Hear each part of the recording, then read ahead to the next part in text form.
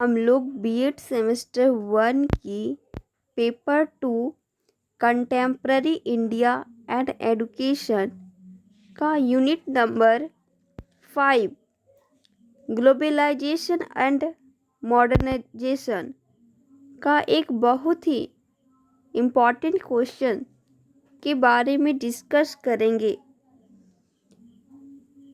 तो आइए देखते हैं हमारा क्वेश्चन क्या है। आज का हमारा प्रश्न है, वैश्वीकरण का अर्थ बताते हुए इसके लाभ व हानियों का उल्लेख करें। वैश्वीकरण क्या होता है? ग्लोबलाइजेशन क्या है? इसके बारे में आज हम डिस्कस करेंगे। इस प्रश्न का उत्तर क्या होगा, आइए देखते हैं। वर्तमान समय में मानव जीवन के लगभग सभी पक्ष अपने निवासी देश से हजारों और लाखों मील दूर संगठनों की गतिविधियों और सामाजिक ताने बाने से प्रभावित होने लगे हैं। संपूर्ण विश्व एक एकीकृत समाज व्यवस्था का रूप धारण करता जा रहा है। परिवर्तन का यह रूप एक ऐसे विश्व की परिकल्पना प्रस्तुत करता है जिसमें सभी सीमा रेखाएं और सीमाएं उत्तरोत्तर धीरे धीरे ढहती नजर आती है, ताकि अधिकाधिक व्यक्ति और संस्कृतियां एक दूसरे के घनिष्ठ एवं निकटस्थ संपर्क में आ सके। इस संबंध में सर्वाधिक महत्वपूर्ण बात यह है कि आज एक ऐसी नवीन चेतना का उदय हो रहा है जिसके कारण विश्व के सभी राष्ट्र राज्य एक जगह मिलजुल कर बैठकर मानव जीवन की दुष्कर समस्याओं जैसे पर्यावरण का क्षरण, इस तरह की समस्याओं के समाधान खोजने तथा जीवन को अधिकाधिक खुशहाल और बेहतर बनाने के लिए एक दूसरे के साथ सहयोग करके साथ साथ निर्णय करने लगे हैं।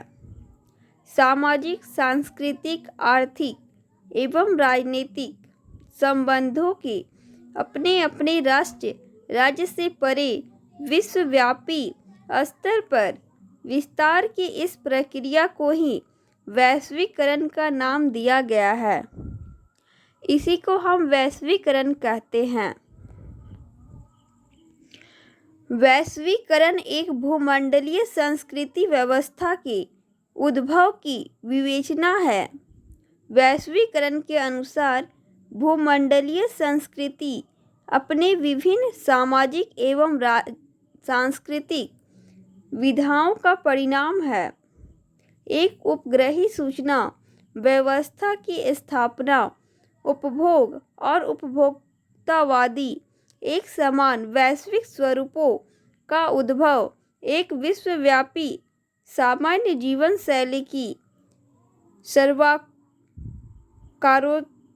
ओलंपिक खेलों, विश्व क्रिकेट और फुटबॉल या अंतर्राष्ट्रीय टेनिस तथा सौंदर्य जैसी विश्व स्तरीय प्रतियोगिताओं के आयोजन की शुरुआत संपूर्ण विश्व संबंधी पारिस्थितिकीय एवं पर्यावरण संबंधी खतरों के बारे में चेतना,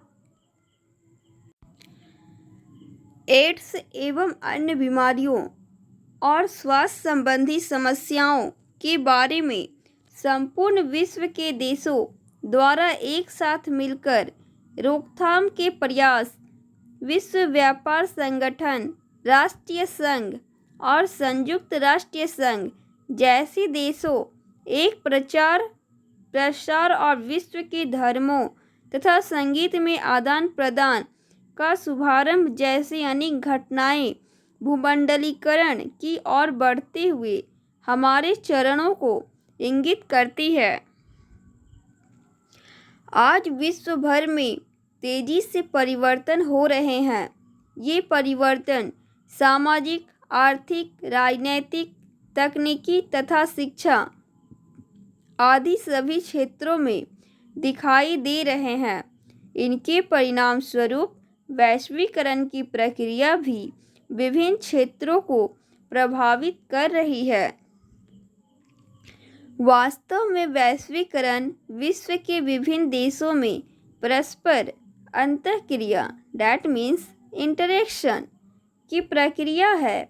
यह अंतःक्रिया विचारों, सामाजिक मूल्यों, शिक्षा, अर्थव्यवस्था, राजनीति एवं तकनीकी आदि सभी क्षेत्रों में हो रही है और इसका कारण है सूचना व तकनीकी के क्षेत्र में हो रहा विकास। नाइट का कहना है वैश्वीकरण को इस प्रकार परिभाषित करते हैं। नाइट जो हैं वो वैश्वीकरण को इस प्रकार परिभाषित करते हैं। आइए देखते हैं। वैश्वीकरण तकनीकी, वित्त, व्यापार, ज्ञान, मूल्यों तथा विचारों के सीमा पार तक बढ़ते हुए प्रवाह के साथ संबंध रखता है। ये किनका कहना है?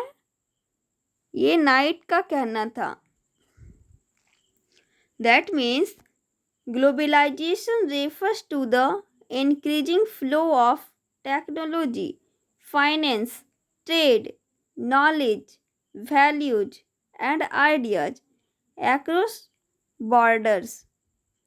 प्रत्येक विचार या व्यवस्था की कुछ विशेषताएं होती हैं तो कुछ कमियां। वैश्वीकरण भी इसका अपवाद नहीं है। जैसे जैसे यह प्रक्रिया गति पकड़ रही है वैसे वैसे इसके अच्छे व बुरे दोनों पहलू हमारे सामने आ रहे हैं। अब आइए देखते हैं वैश्वीकरण के लाभ, एडवांटेजेस ऑफ ग्लोबलाइजेशन। वैश्वीकरण के क्या क्या लाभ हैं, उनके क्या क्या एडवांटेज हैं। वैश्वीकरण से विभिन्न लाभ हैं जो निम्न प्रकार वर्णित है। तो आइए देखते हैं। सबसे पहला है विश्व परिवार की भावना का विकास, development of the feeling of world family. And दूसरा है प्रतियोगिता की भावना का विकास, development of the sense of competition. तीसरा है शैक्षिक आदान प्रदान, एडुकेशनल गिव एंड टेक। चौथा है अंतर्राष्ट्रीय समस्याओं का समाधान, that means solution of international problem. पांचवा है रोजगार के अवसर, जॉब अपॉर्चुनिटीज। एंड छठा है जनशक्ति की गतिशीलता को बढ़ावा, that means encouragement of the mobility of man power. And सातवां है मुक्त व्यापार को बढ़ावा, इनकरेजमेंट टू फ्री ट्रेड। और आठवां है आर्थिक विकास में सहायता, हेल्पफुल इन इकोनॉमिक डेवलपमेंट। नौवां है तकनीकी विकास, टेक्निकल डेवलपमेंट। एंड 10वां है प्रजातांत्रिक मूल्यों का विकास, that means development of democratic values. And 11वां है सांस्कृतिक सहिष्णुता का विकास, that means development of cultural tolerance. And 12वां है अंतर्राष्ट्रीय पर्यटन को बढ़ावा, that means encouragement in international tourism. And 13वां है वैश्विक जनसंचार, दैट मीन्स ग्लोबल ट्रांसपोर्टेशन। अब आइए इसको एक एक करके डिटेल में डिस्कस करते हैं। तो सबसे पहला क्या है हमारा विश्व परिवार की भावना का विकास, that means development of the feeling of world family. अब आइए देखते हैं इसको विस्तार से। भारतीय संस्कृति प्राचीन काल से ही विश्व परिवार की जिस भावना का संदेश देती रही है, उसका विकास वैश्वीकरण के द्वारा हो सकता है, क्योंकि इसके अंतर्गत हम अपने विचारों, भावनाओं तथा मूल्यों आदि का आदान प्रदान करते हैं, जिससे परस्पर आत्मीयता की भावना को बढ़ावा मिलता है।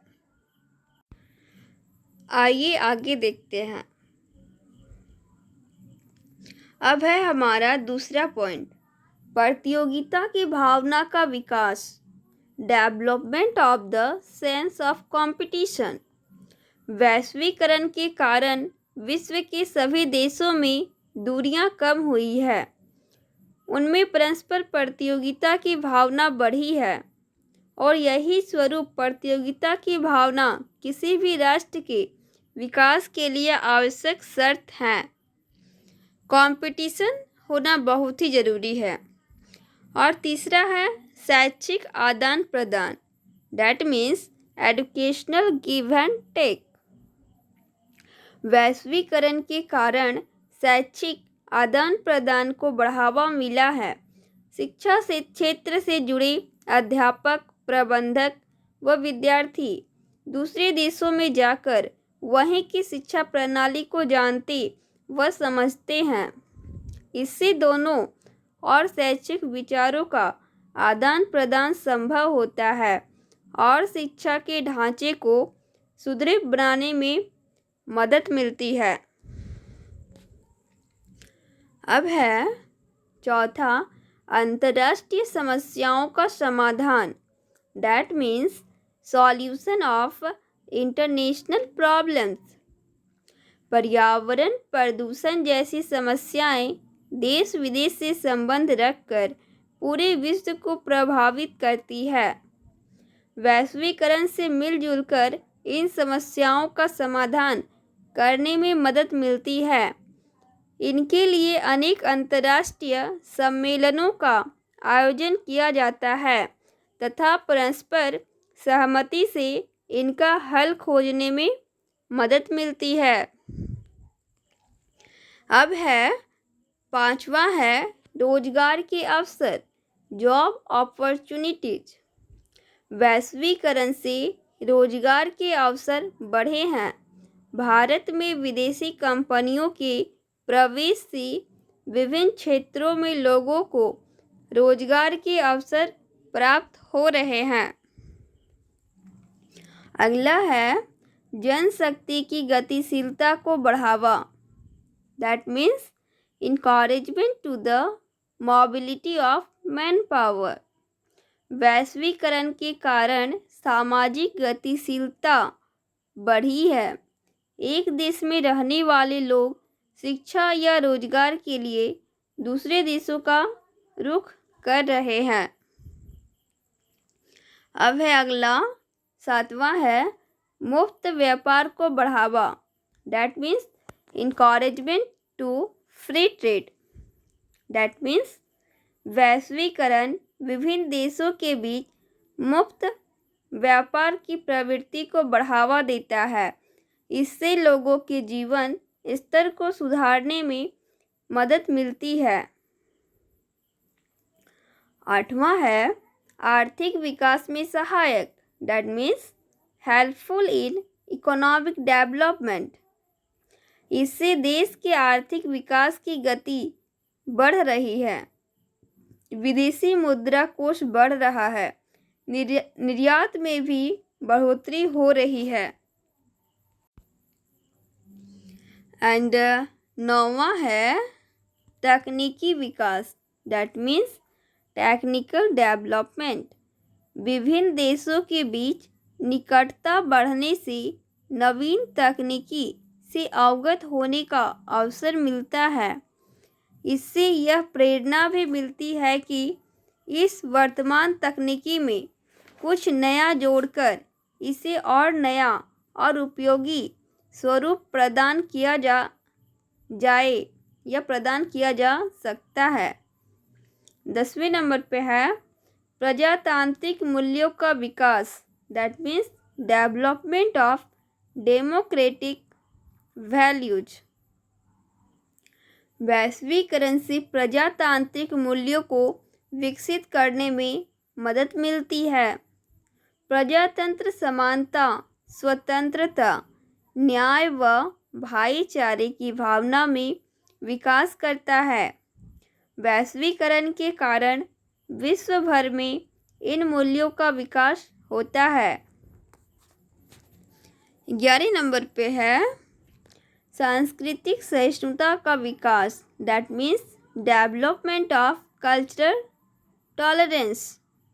विश्व में विभिन्न संस्कृतियों के लोग रहते हैं।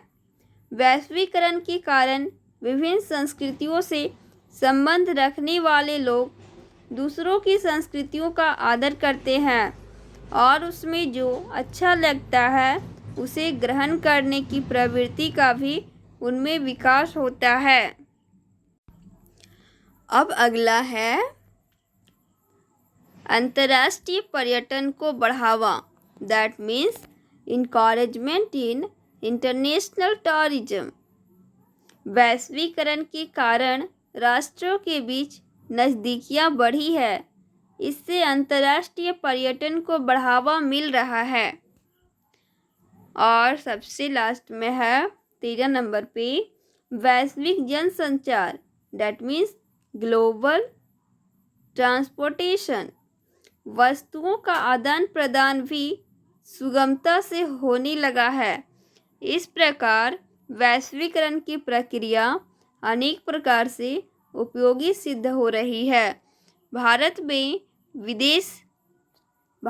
विशेष रूप से शिक्षा का क्षेत्र भी इससे लाभान्वित होगा। यहाँ विदेशी विश्वविद्यालयों के साथ उनकी प्रतियोगिता होगी, उनका कंपटीशन होगा। इससे भारतीय विश्वविद्यालयों की गुणात्मकता में सुधार होगा। नवीन पाठ्यक्रमों को शिक्षा में शामिल किया जाएगा, जिससे शिक्षा अधिक व्यापक एवं उपयोगी हो जाएगी। वैश्वीकरण के लाभ ही नहीं है, इसके अनेक दुष्प्रभाव या दोष या कमियां भी है। इन पर ध्यान दिया जाना बहुत ही आवश्यक है। अब आइए देखते हैं। हम जानते हैं जहाँ लाभ होती है वहाँ हानियाँ भी होती है। अब तक हमने जाना वैश्वीकरण के क्या लाभ हैं, क्या उनके एडवांटेजेज हैं। अब हम जानेंगे वैश्वीकरण के क्या हानियाँ हैं, that means disadvantages of globalisation. आइए देखते हैं वैश्वीकरण के क्या क्या हानियाँ हो सकती है। वैश्वीकरण से विभिन्न प्रकार की हानियाँ भी है जो सामाजिक जीवन को हानि पहुंचाता है। ये भिन्न प्रकार वर्णित है। तो सबसे पहला है सांस्कृतिक मूल्यों में गिरावट, that means downfall in cultural values. इसके बाद है दूसरा प्रतिभा पलायन, ब्रेन ड्रेन। तीसरा है महंगी शिक्षा, एक्सपेंसिव एजुकेशन। एंड चौथा है अध्यापक व विद्यार्थी के बीच दूरी, distance between teacher and taught. पांचवा है हिंदी भाषा की उपेक्षा, that means negligence of Hindi. छठा है सामाजिकरण की प्रक्रिया धीमी, that means slow process of socialisation. सातवां है धन का असमान वितरण, that means unequal distribution of wealth. And आठवां है विकसित एवं विकासशील देशों की आय में अंतर, that means difference in income of development and developing countries. नौवां है मूल्यों में गिरावट, that means downfall in values. अब हम इसे एक एक करके डिस्कस करेंगे, विस्तार से जानेंगे। तो हमारा सबसे पहला क्या हानि है वैश्वीकरण का? तो सबसे पहला है सांस्कृतिक मूल्यों में गिरावट, that means downfall in cultural values. जैसे अंग्रेजी शासनकाल में भारतीय अपनी संस्कृति को भुलाकर पाश्चात्य संस्कृति के रंग में रंग गए थे, वैसे ही वैश्वीकरण के कारण भी यह संभावना है कि लोग पाश्चात्य संस्कृति का अंधानुकरण करें व अपने सांस्कृतिक मूल्यों को भूला है। दूसरा है प्रतिभा पलायन, ब्रेन ड्रेन, डेट मीन्स वैश्वीकरण के कारण विदेश जाने के अवसर बढ़े हैं।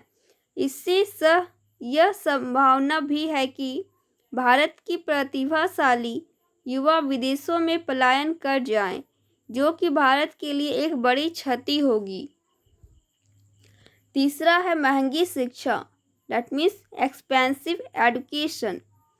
यह आशंका भी व्यक्त की जाती है कि विदेशी शिक्षा संस्थाएं भारत में आकर जो शिक्षा देंगी वह महंगी व सामान्य भारतीय की पहुंच से बाहर होगी। यह भी संभव है कि धीरे धीरे ये संस्थाएं भारतीय शिक्षा संस्थाओं पर हावी हो जाए। और चौथा है अध्यापक व विद्यार्थी के बीच दूरी, that means distance between teacher and taught. शिक्षा के क्षेत्र में नवीन तकनीकी का प्रयोग बढ़ा है। दूरसंचार साधनों के माध्यम से शिक्षा दी जाने लगी है। इससे अध्यापक व विद्यार्थी के बीच दूरियां बढ़ी है। भारतीय शिक्षा के लिए शुभ संकेत नहीं माना जा सकता है। पांचवा है हिंदी भाषा की उपेक्षा, नेग्लिजेंस ऑफ हिंदी।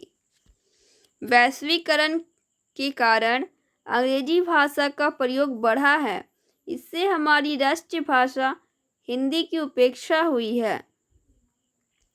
समाजीकरण की प्रक्रिया धीमी, that means slow process of socialisation. जब बच्चे संचार माध्यमों से शिक्षा ग्रहण करने लगते हैं तो धीरे धीरे उनमें समूह में रहने की प्रवृत्ति कम हो जाती है, जो उनके सामाजिकरण की प्रक्रिया को धीमी कर देती है। और सातवां है धन का असमान वितरण, that means unequal distribution of wealth. वैश्वीकरण के कारण धनी अधिक धनी होते जाते हैं। धन उसके पास ही संग्रहित होता रहता है।